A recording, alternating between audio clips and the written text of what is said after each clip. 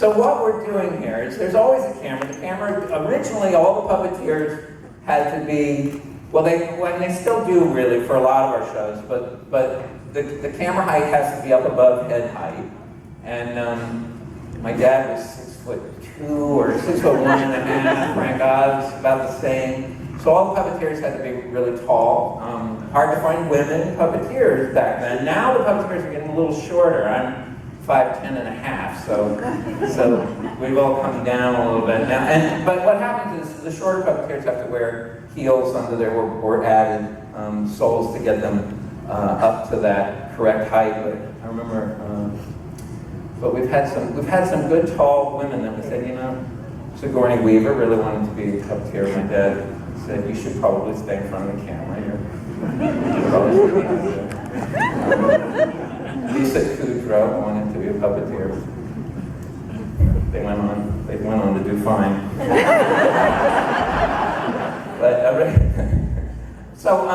So different puppeteers have different styles, but all of it is about the camera. We are not thinking about our arm in our technique. The idea is we work so long training that eventually all I'm thinking about down here is I'm looking at this monitor and I want the character on that monitor to do something.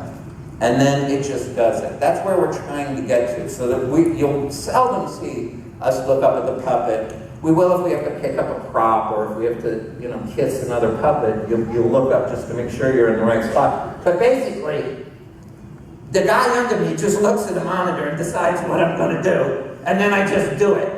And I don't tell him what I'm going to do. And actually, I just exited incorrectly. I just exited as only a puppet could exit. It was a bad illusion. Bad puppeteering.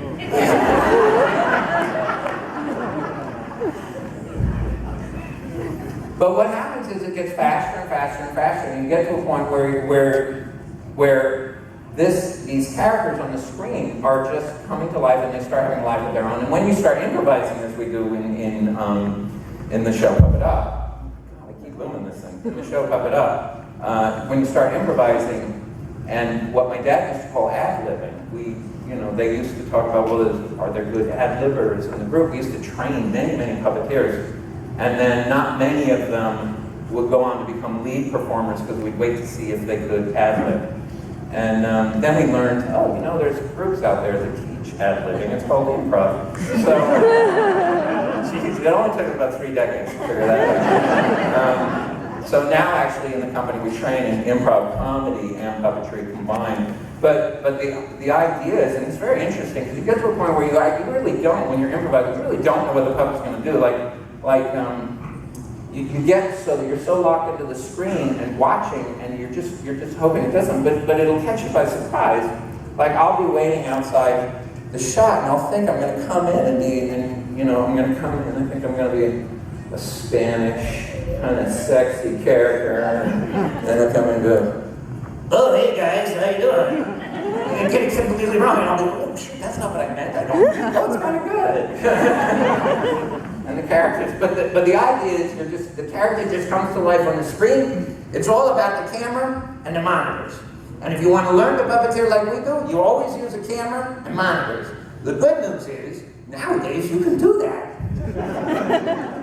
Back not long ago, even in the early 90s, it was hard. You'd have to go get a special video camera, you'd have to get special monitors, you couldn't use them in your TV.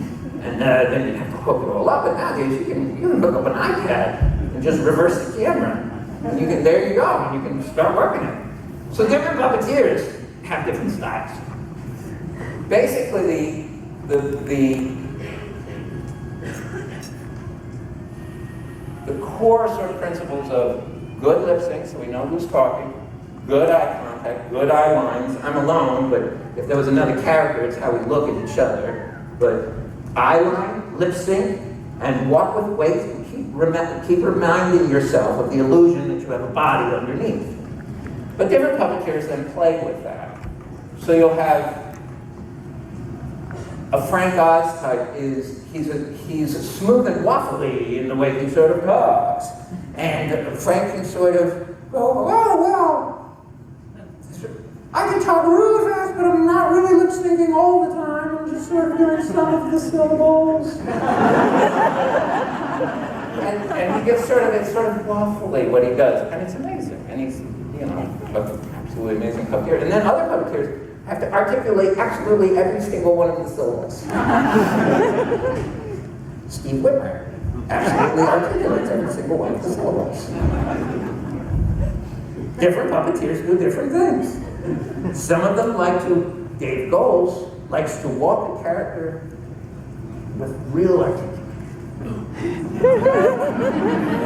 You'll find that Dave Goles' characters often swagger. But Jerry Nelson and Richard Hunt's characters, we just always run like this, basically. That's kind of fun too, because they're just always really excited and they forget to stop running sometimes, then they keep running. For whatever reason, running puppets is really funny. Upstaging. Frank Oz was asked, how do you become a lead performer with the Muppets? And he says, you win. Interestingly, in the Muppets, you will always see, or any puppet shows that we do, upstaging is A-OK. Normally, if you have a character that is downstage, meaning close to the camera, this is upstage, away from the camera. It comes from the old days, when the stages were raked, and they were up literally higher at the back. So upstage, further back. Downstage, usually where the star of the scene is downstage. Upstaging is when I'm the star of the scene, and I'm doing something very touching and powerful, and I'm certainly not turning around backwards, and somebody back here is going like this.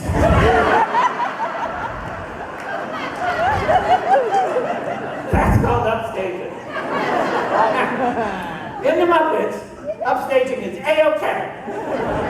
Because it's funny and the downstage artist actually knows what's going on because the puppeteer down below knows. So you can sort of time your front stage work with the upstaging that's going on. So that's how you become a lead performer. You win.